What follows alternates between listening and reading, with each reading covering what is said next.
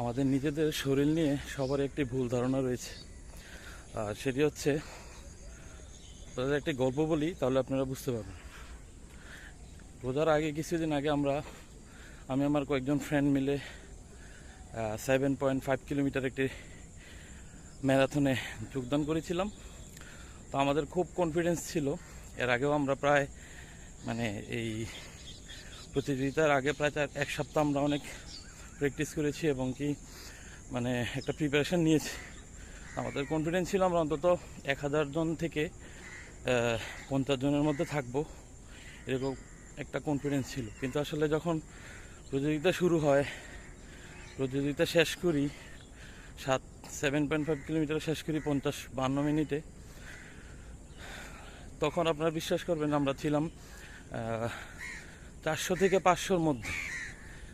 তখন আসলে আমাদের একটি জিনিস রিয়েলাইজ হলো যে আমরা নিজেরা বাসা থেকে অনেক কিছু মনে করি যে আমরা অনেক সুস্থ, সব ঠিক আছে।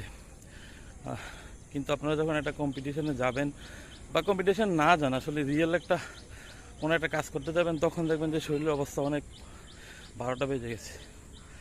তাই সবাইকে বলবো, শরীরের যত্ন নিন, যতটুকু পারেন আপনার সাধ্যে যতটুকু আছে একটু হাঁটার চেষ্টা করুন।